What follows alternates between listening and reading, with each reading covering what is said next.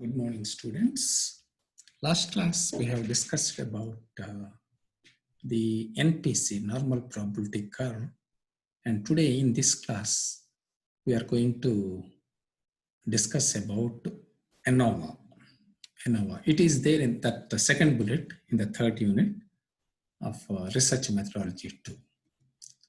So in this first slide, ANOVA, it is denoted as analysis of variance.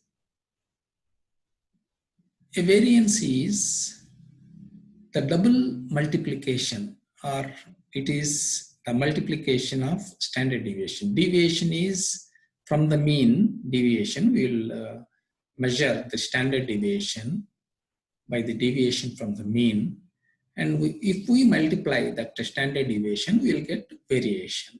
So we call it as variance. It is also known as one-way analysis of variance, because in this topic we are having only one-way analysis of variance, two-way analysis of variance, three-way analysis of variance, like that we are having. But in this method, we are going to discuss about one-way analysis of variance. It is also known as F-test. F is a capital letter, which denotes the Fisher. It means an English statistician from England, Sir Donald Fisher. Based on his name, the test was named as F-test. Because of identification of this test also, Fisher is coined as the father of modern statistics. Okay, this is the introduction about ANOVA. Then the properties. If the groups are more than two, suppose if it is two groups like boys and girls, we are going to do the t-test. But if it is more than two, so if it is locality means rural, urban, and agency. So three groups we are having. So if the groups are more than two, then we are going to perform F-test. Then we can get a significant difference with these three groups, but we can't say whether in which group it is significant. For example, A, B, C, three groups are there. After getting the value of F-test, we can discuss about the value is significant at 0.5 level or 0.01 level. Like that, we can discuss after getting the value.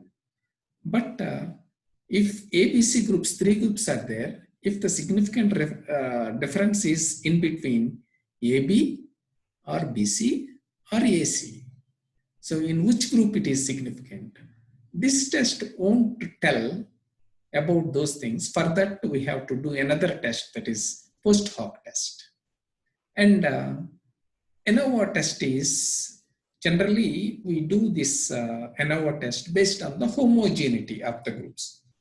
Suppose if the college faculty are there, assistant professors, associate professors, and professors, three groups. There is a homogeneity because of all the three groups are teaching faculty. And some status is there for the professor and for the associate professor, some status it is, the difference is only the status. But really regarding the qualifications and their publications, maybe some differences are there. But one and other, all these three groups will be some homogeneity, some relations, some good relationships it is there in between the groups. So for homogeneity, it is, if it is there, then only you will perform this ANOVA test. Then it is going to perform for interval and ratio scales, because we are having nominal, ordinal, interval, and ratio, four groups of scales we are having for interval and ratio. For example, if you take experience, it is up to 10 years of experience, up to 15 years of experience, up to 20 years of experience. So some interval groups it is there between these three groups. So based on that interval and are also on ratio scales, we are going to perform this test, ANOVA test. Okay. If it is the calculation, if we do it in SPSS, maximum it will take 5 to 10 minutes of time, but I am going to explain it in a manual form. So the problem, calculate t-test. In this t-test, we are having 3 groups, group 1, group 2, and group 3. So I named it as X1 group, X2 group, and X3 group. The values I have given. So for example, these are all the marks for the students. Maybe for 50 marks out of 50, all these marks. So every group consisting of 10. So first group 10, second group 10, and third group 10. So I have given the marks X1, X2, and X3. So we have to do the calculations. So for convenience, I have also mentioned X1 square, X2 square, and X3 square because it makes some easy for calculation of the formulas. According to the formulas, it is easy. So because of that, I have mentioned these values also. But the main values are X1, X2, X3. That is group 1, group 2, group 3. Now the problem is there any significant difference between these 2-3 groups? So that is the problem. So for that we are going to calculate F-test. So we'll go into the detail. So in calculation of this F-test, we are having 5 steps. The first step is calculation of correction mean. It will be noted as C. Calculation of correction mean. So correction mean is nothing but C is equal to sigma x square divided by n. Here n is the total number of students. N is the total number of students. It denotes 30 because 3 groups we are having. In every group 10. So n is 30. Sigma x square is nothing but sigma x1, sigma x2, sigma x3. So if we multiply all these things into square, then after the calculation we will get 1277.2.03. That value will get 12,772.03. That is the calculation. You can also go for that problem I have given, and if you calculate on your mobile calculator also, you can get that same value. Then next step is step 2. Total sum of squares. Total sum of squares. It will be noted as SSA. A is small a. So the formula for that calculation of SSA is sigma x1 square plus sigma x2 square plus sigma x3 square minus C. That is the correction value. Already we have calculated C. So for that one, sigma x1 square, sigma x2 square, already in the first slide, that is, I have calculated this one. That 5760, 4425, 3006, all these values I have calculated for your convenience. So if you add all these 3 values by subtracting the C, that is 12,777.03, we'll get 418.97, 418. So that is the total sum of squares.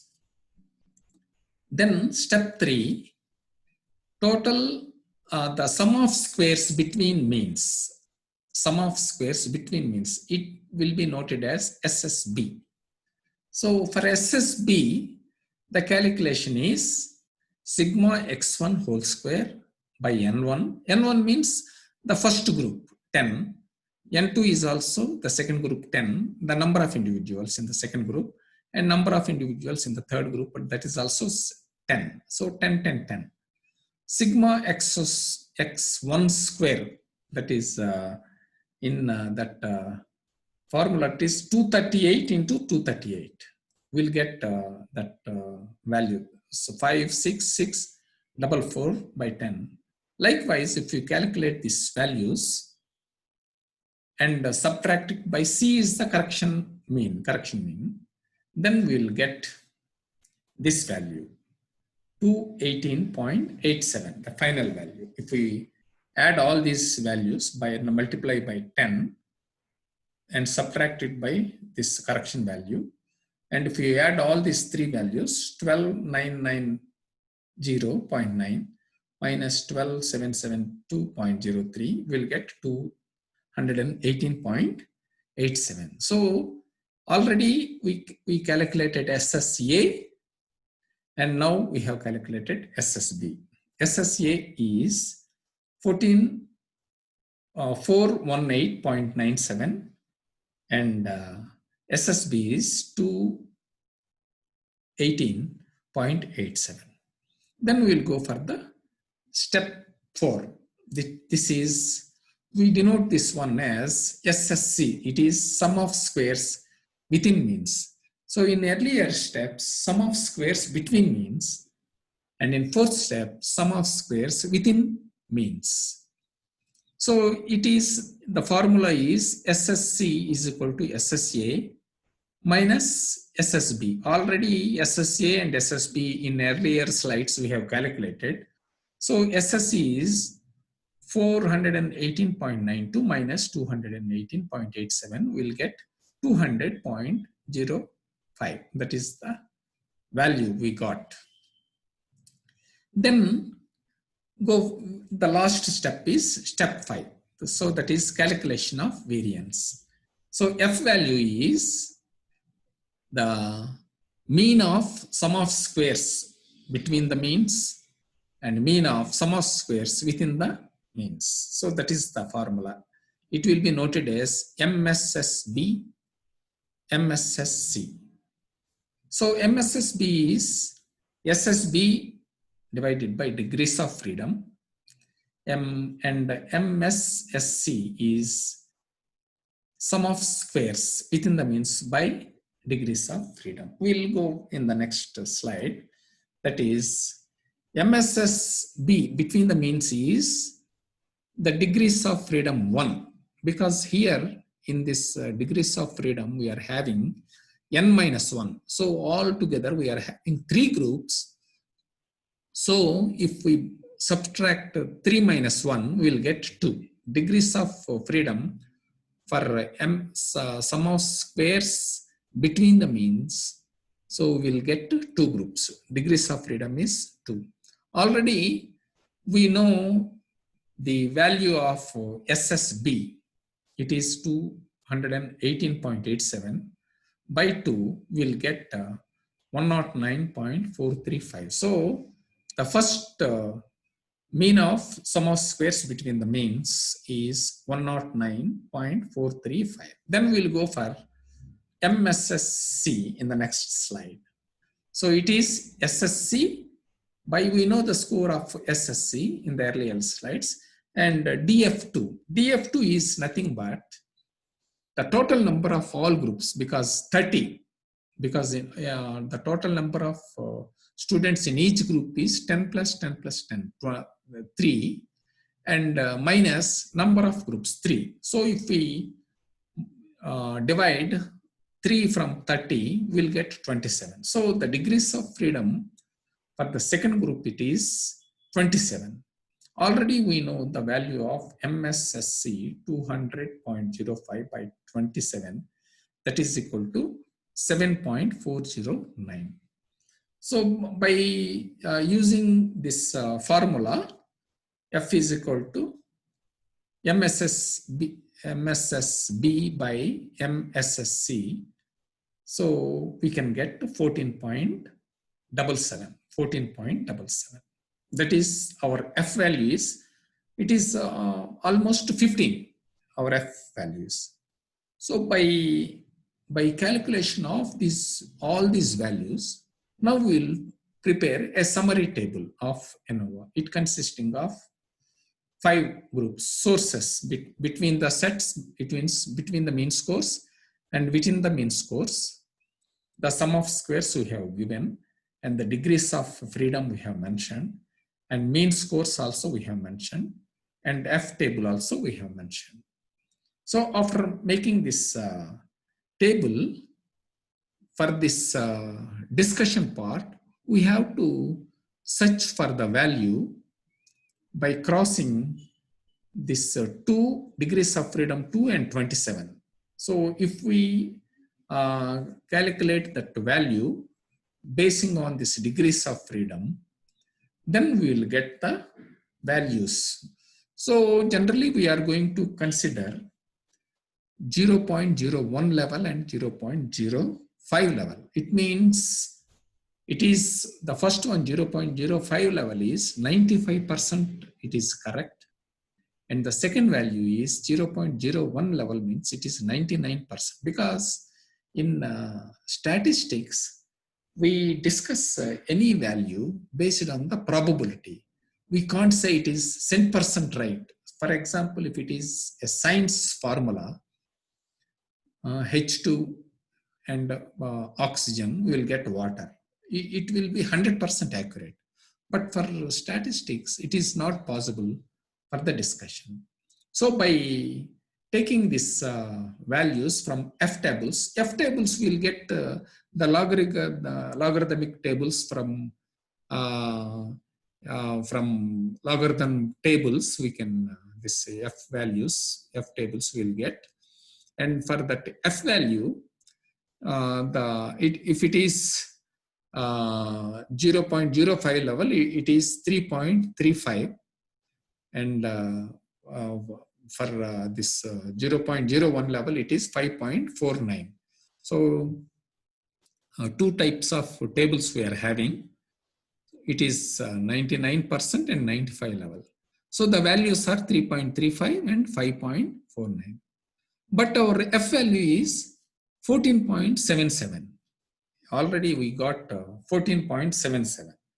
Because of that, the value, F value, is significant at 0.05 level, and it is also significant at 0.01 level. So that is the manual calculation of ANOVA F test. Thank you. Thank you, students. Thank you.